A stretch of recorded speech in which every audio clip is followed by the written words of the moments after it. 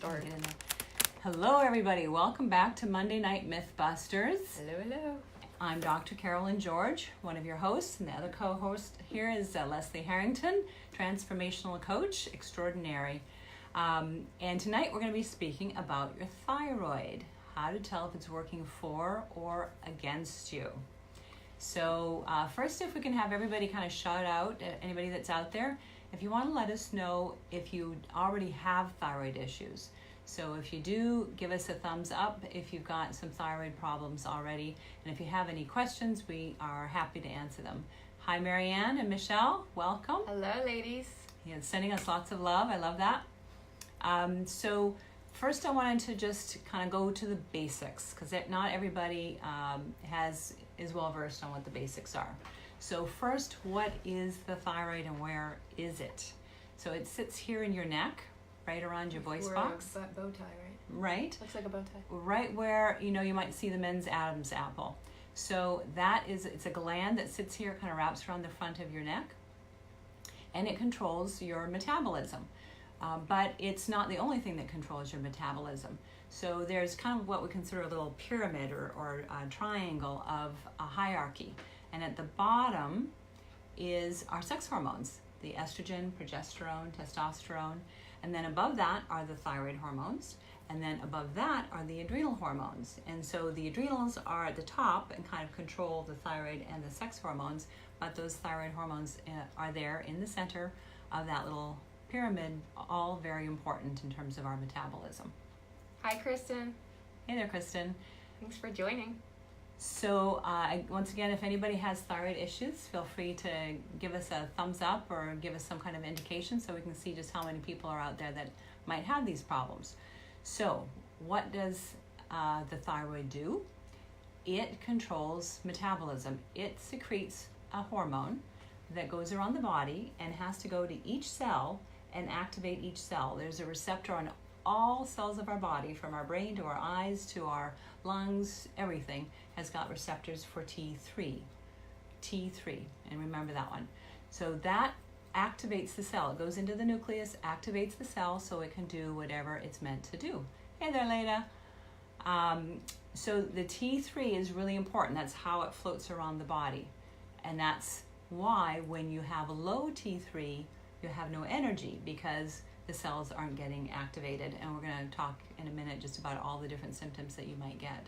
But that's really important that you understand that all cells have it, not just some, but all.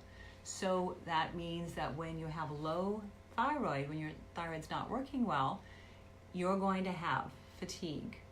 You're not going to go to the bathroom very well, constipation. You're going to have dry skin. You're not going to think well. You'll have brain fog. You might lose your hair. Your menstrual cycles might get irregular. You definitely will start to gain weight because you get much more sluggish. So these are some of the many symptoms that you can have when it's low. And low thyroid is also called hypo, H-Y-P-O, hypothyroid. High thyroid is called hyper, H-Y-P-E-R, thyroid. And that comes when it's too active, when there's too much of it around and it's stimulating everything. So there again, you kind of imagine, what does somebody that's hyperstimulated do? So they're running around, they don't sleep, they lose weight, they might get diarrhea.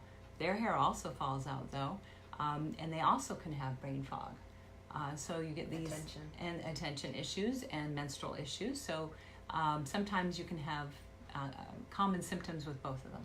I just remember, back in the day, it used to be like people who said, "Oh, I have a thyroid problem." It's very rare, and now it seems so common that it's people have Hashimoto's and they have, "Oh, I have a thyroid issue," or and we see a lot of not optimal thyroid, so they're either on that trend of going in a direction, or just like you said, they're sluggish because they're kind of starting to slow things down, and then your metabolism goes, and then it causes just another cascade of so many other things.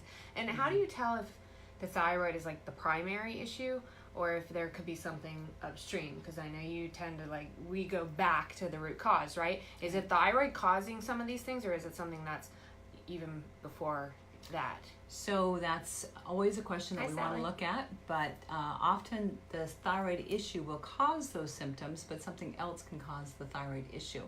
So you want to keep asking, and so what caused that? And so what caused that, right? You kind of keep working back. But there's a myriad of problems that can cause the thyroid. One of them is an autoimmune disease. You could also have low selenium, low iodine. You can be ill and get hypothyroid, like a sick, an illness, infection, that type of thing. What about just general stress, like excessive chronic stress? Not generally. That tends to more affect the adrenals, which are above the thyroid, which might make your thyroid suboptimal, but won't really damage it the same way that some of these other things can do. Yeah.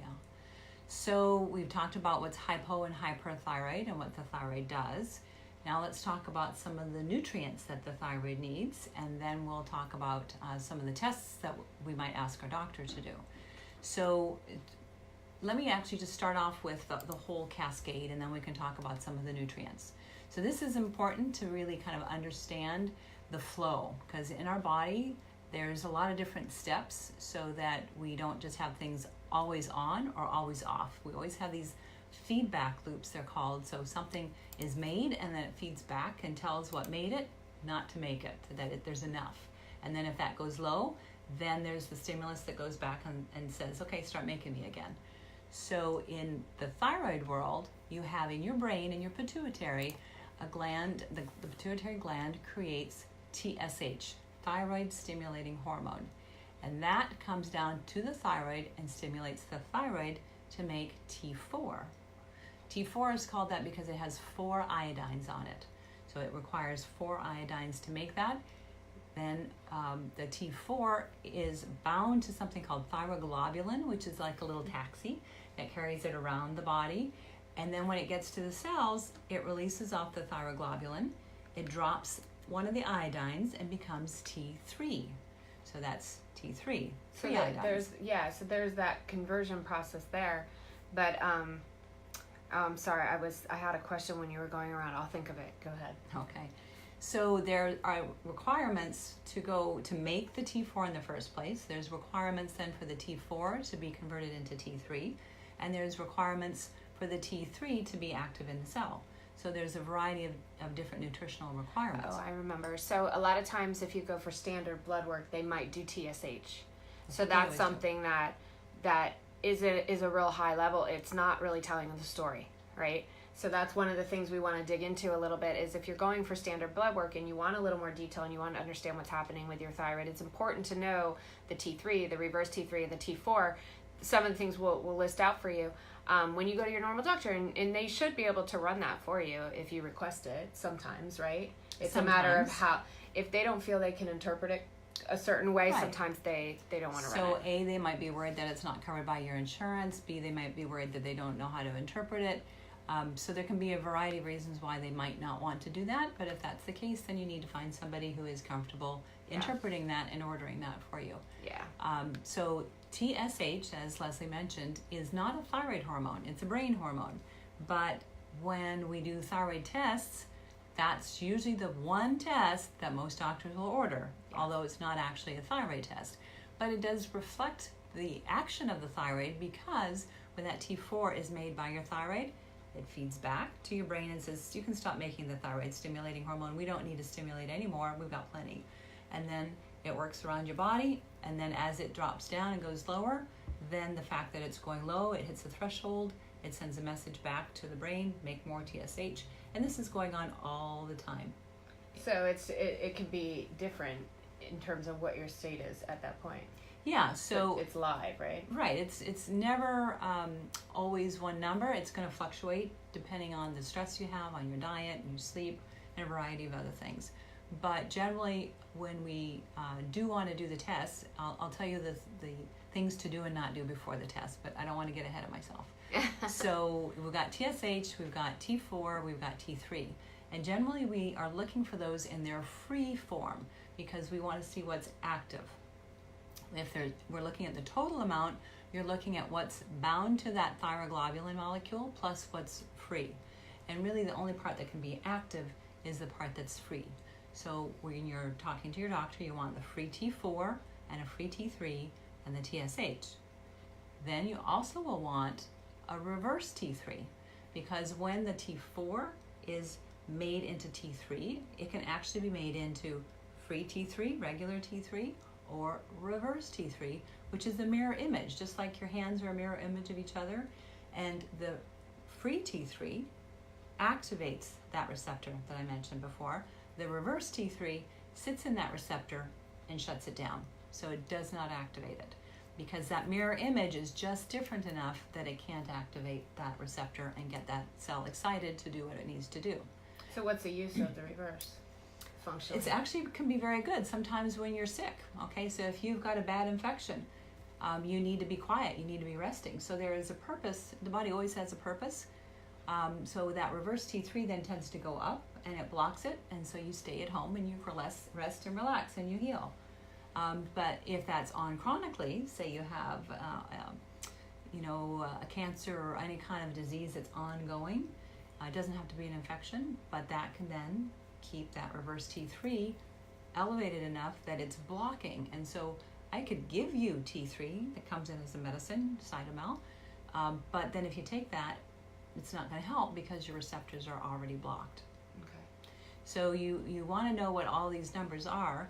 There's other ones that I would say are a lot more complicated and not really pertinent to this conversation, but they can be if all of these numbers are right.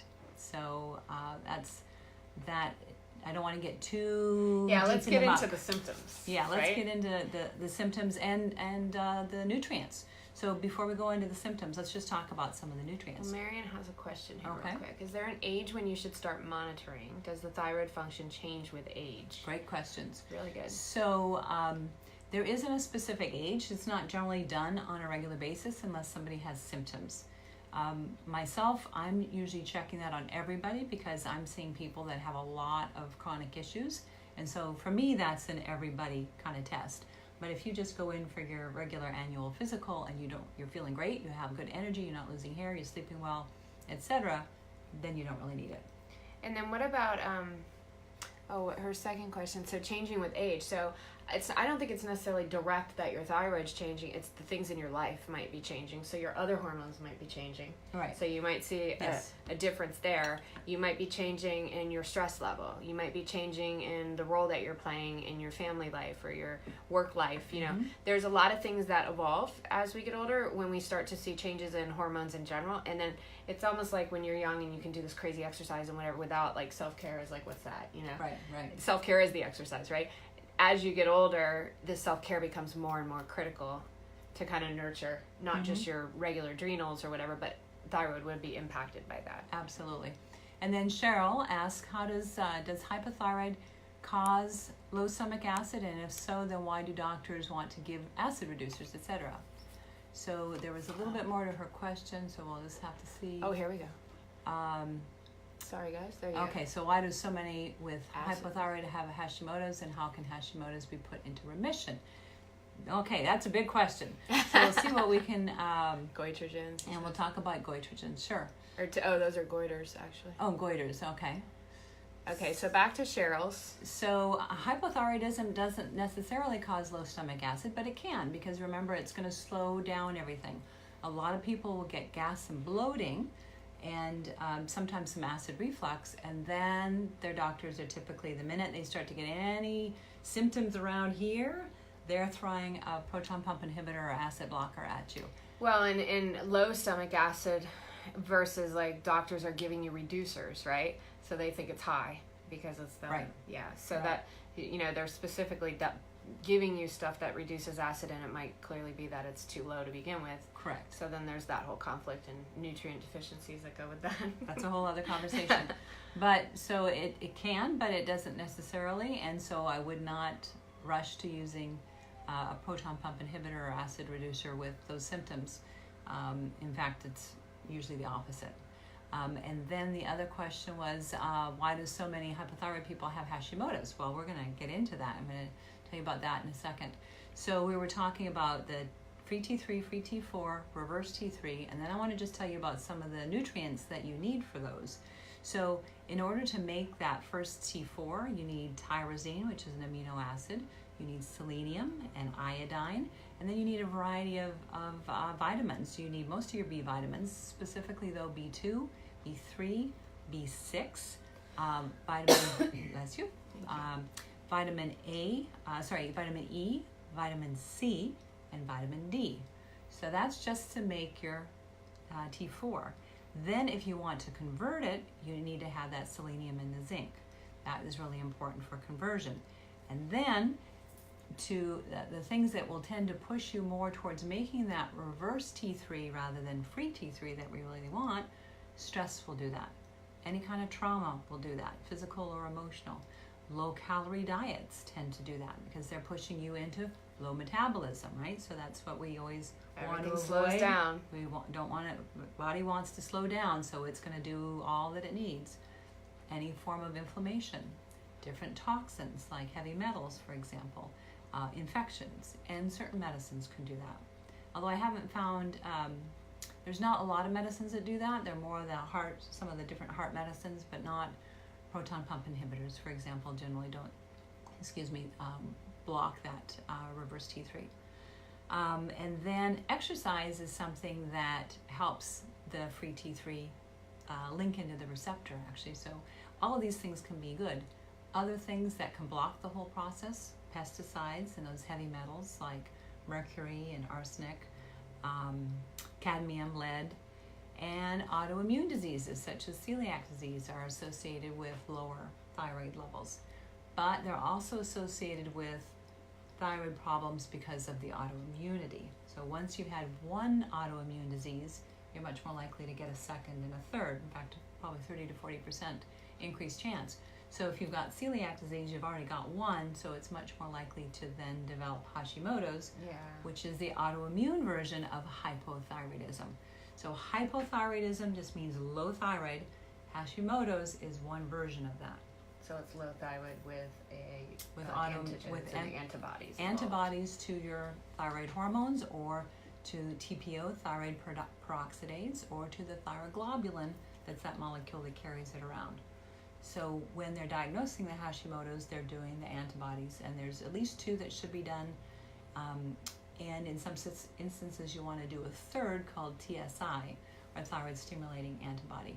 And that is when you're worried about somebody having Graves'. And Graves' usually starts off with overproduction, and that's the people you think about with bug eyes. And they have too much, but then sometimes they can drop down to too little. Yeah. Especially after they're treated for their too much. Yeah, very complex, this subject. The gut thyroid relationship, again, that's a much bigger question. Yes. Actually, we need to put that on our list as gut health. Right. Maybe we'll talk about that next time. The kind of the root cause of all of these autoimmune diseases as we see it in functional medicine, and not 100%, but most of them we feel start in the gut, and that's a whole other Facebook Live to talk about, because it's complicated. Brian had asked about goiters. Is there? So goiters are when your thyroid gets enlarged, and somehow I did that. Did I do that? Yeah. Oh, bugger. Sorry, I'm just going to keep my hands to myself. So goiters are enlargement of the thyroid, and it used to be actually very common in the early 1900s, because that's when there was a lot of farming going on, and we were really depleting the ground of all the iodine, and so people were eating food that was iodine deplete, and they would get enlargement of the thyroid because the thyroid's growing large trying to get more iodine. But people recognize that, and that's one of the first food additives. So then they started adding iodine to the salt, because salt was something that everybody ate. So that was a way to get more iodine in everybody's diet. And that's where you see iodized salt? Yes. That's like kind of the standard they use now with the processing of salt. Yeah. The other with, it's not always that you're lacking iodine though, right? So it's not like a general rule to say, not like always, so many, a lot of people assume if they're thyroid that they should be supplementing iodine, and it's not always. Not always, no. But that's where it started back in the 1900s. So then we developed ultrasounds, and we saw that sometimes it wasn't the iodine issue. Sometimes there was a Hashimoto's, and that can cause a goiter, which is an autoimmune issue where your antibodies are attacking your own thyroid, and that makes it grow and large because it gets inflamed. So there can be other reasons for that. Or you can get nodules, which are little individual growths, a little nodule here, a nodule here, and they can get bigger and bigger and bigger and become, you know, the size of a couple peas, or, you know, not huge, but big enough that you can feel them. Yeah. And sometimes, if they get big enough, they can become cancerous. So that's one of the reasons we do ultrasounds and follow any nodules that we see in the thyroid. So if somebody knows that they have a thyroid issue, or it's not functioning as well as it could, and they're feeling the symptoms of, we've grazed over a little bit the hair loss, the dry skin, brittle nails, constipation, Yeah. some of the more metabolic stuff we talked about earlier, how can they really regain function? And you know, there are a lot of people with Hashimoto's now, and there's a lot of people with just thyroids that aren't doing what they're supposed to do. So there is a way, you know, that's the thing, is like letting people know you can fix this. It's just going very sight unseen right now, I think, with conventional medicine, because they're not really looking at these numbers and understanding the dynamics of what's really going on. So they can't necessarily, you know, give you a solution, except for maybe you know, a medication that might be not the solution and cause other issues, right? So again, it depends on what's going on. Is it an autoimmune Hashimoto's? Is it an autoimmune Graves' disease? Is it just low iodine or low selenium? Is it another nutrient that you're deficient in? There's a lot of different reasons that you might have that, so you've got to first look for that. But one of the key things you can do that helps a lot of people who have suboptimal functioning, and I haven't really got into that, but I'll tell you about that in a minute.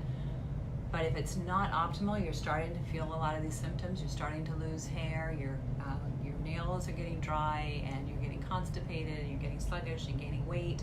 Your periods are going off, and you're going, okay, maybe you've done that TSH and it was normal. You can still do some things. You can still look at your diet, make sure that you're getting a lot of the B-containing foods, so that's your deep green leafy veggies, amongst nuts and seeds and a variety of other foods. So just make sure that you've got a good healthy diet that's got this vitamin C, vitamin D, vitamin A, lots of the tyrosine, and the B vitamins. So you can look to make sure you've got all of the nutrients. Of course, plenty of iodine. Where do you get iodine? The only place we get it nowadays is either the iodinized salt or seafood or sea veggies. So, actually, kelp is a good one. Yeah, I sprinkle kelp on my salad. Kelp is a sea veggie, and you can get that all over the place. Yeah. And it's just salty. You put it on your salad, on your casserole, in your soups. You can have the little nori, N-O-R-I, strips that are kelp or seaweed that you can just eat as a snack. You can get those at Whole Foods. But you have to be careful, because you don't want too much iodine too. Too much iodine is going to give you a goiter, and is going to increase your thyroid and make it hyper. I've had a lot of patients who have self-treated with iodine. They went out and got iodoral or taken iodine tablets, and then their thyroid really took off, and they went from being low to being super hyper. Which comes with its own set of you know, the anxiety and heart racing, and there's other things. Palpitations, chest pain, shortness of breath, right? The weight loss, menstrual irregularities, diarrhea. Then you lose a whole bunch of nutrients because you can't keep anything in. So you don't want to be on either side. You want to be optimal in the center. Yeah, and to go with I had said the goitrogen. So there's a lot of discussion, I guess, in the nutrition world around goitrogens and how well, you know, how good they are for thyroid, and people with thyroid. And goitrogens are found in like cruciferous vegetables primarily. So your kale, cabbage, cauliflower. A few, but you're also your nightshades. Okay, so you know, some people, I think. And what a goitrogen, just so you know, is a nutrient or a food that is felt to cause goiters, the big thyroid. But I don't think it's panned out very well in terms of the research. Yeah. There are some people, though, I think definitely do worse when they're eating those foods. And the nightshades are tomatoes and eggplant and peppers, that type of thing, and potatoes. So they don't do very well. They find that their thyroid gets out of balance, and they have a lot more symptoms when they're eating them. Yeah. Other people do just fine. Don't have a problem. It's kind of like nightshades with pain. You know, some people do okay with them, some people don't. Right. And then there's always just rotating. You know, rotate some of those foods out. Exactly. So then I want to just to take a moment to talk then about, so if you're asking your doctor what tests to get, so you want the TSH, the free T3, the free T4, the reverse T3. ideally an iodine, which is not a great test at the best of times because it fluctuates a lot. So if you can't get it, don't sweat it. But if you can get it, it's nice to see that in the low normal range, not too high. And talking about ranges, your TSH is the thing that your primary care doctor or endocrinologist is going to be looking at primarily to judge the quality of how your thyroid's producing. But there are two different ranges that we're looking at. So there are the endocrinologists, and they look at a range and they say under 4.5, normal. But there's a group of thyroid specialists that say 2.5 or under is normal. And so I try to get within that 2 to 2.5, anywhere really between 1 and 2.5. But over 2.5, I'm not really happy. I'm really working to try to optimize that person's thyroid by looking at all those nutrients, by looking at their stress, by looking for infections, by looking for that root cause. Yeah, sleep too. A lot of sleep. Yeah. Always go back to sleep. Right. But if you're between that 2.5 and 4.5 and your doctor says you're fine, but you feel like crud, then it's time to find somebody that's kind of working with a more optimum number. But in fairness, it may not be your thyroid, it might be your adrenals, maybe you're overstressed, right? Yeah. So you really have to look at that whole picture and find now, somebody. if it is your does. adrenals, the T3, T4, and the results of those tests would not necessarily reflect, but you're still having the symptoms, right? Mm-hmm. So then you have Right. to dig deeper. Right, and then you replace the thyroid and you get those numbers normal, but you're still not feeling great, or maybe you can't get them in the optimum range. Yeah. So then you've got to look higher, right? Look up at those adrenals. Yes. Cool. Okay. So, any more questions before we wrap up? There was a little sciencey biology in there today. Yes, quite a bit there. It's hard to really talk about thyroid without giving you that understanding. I know a lot of people that, I'm on this medication, it doesn't help, you know, and like the levothyroxine it's addressing only one of the many things that Dr. George talked about. And that levothyroxine is T4. So some people do great on that, and that's what your endocrinologist is going to give you because that's what they've been trained to do because it works for the majority of people. Unless it's a conversion issue. Unless it's a conversion issue. So then you don't do very well on the T4, and your TSH looks great because the T4 is fed back and turned the TSH down, but you're not making much of that T3 that's not activating your cells. So those people do better with the desiccated thyroid or adding a little T3, which the trade name is Cytomel, adding that to it, or doing a compounded version to bring that in. So that's, again, a whole other conversation. So I did want to tell you that if you want a little handout like this, I'm happy to provide it for you. If you just go to my website, Carolyn George MD, CarolynGeorgemD.com, and at the top there'll be a little drop down that comes when you go there. And if you put in your email address and it'll ask you what you're interested in, if you put thyroid, we will send you out a little PDF of that thyroid diagram so you can understand the receptors, etc. And I think there we are. Leslie's typing it in for you there. So just go to my website and put thyroid as your interest, and then we'll shoot you out this little PDF. Okay. Fantastic. Thank you so much, guys, for hanging in and asking questions and participating. We love it. And again, we're always looking for topics. So you hear us like, oh, we need to talk about that. Right. A lot of it comes up while we're talking to you when we get some of these other topics because it's just there's so much detail, you know, that you can make a topic on almost any question that comes up. Right, exactly. And so if you feel this would be useful for anybody that you know, please feel free to share. We love the shares. That kind of helps to kind of get it out there more so other people can see this. And we love all the likes and the hearts and all the rest of that. So yeah, thank you guys so much for your support. Have a fabulous and healthy July 4th, Independence Day. Yeah, stay safe. Stay safe and eat healthy. There are ways. Barbecue, you can totally grill. It's all healthy. It's all great. Lots of fruit, lots of veggies, and have a wonderful, wonderful Independence Day. Thanks, guys. See you next week.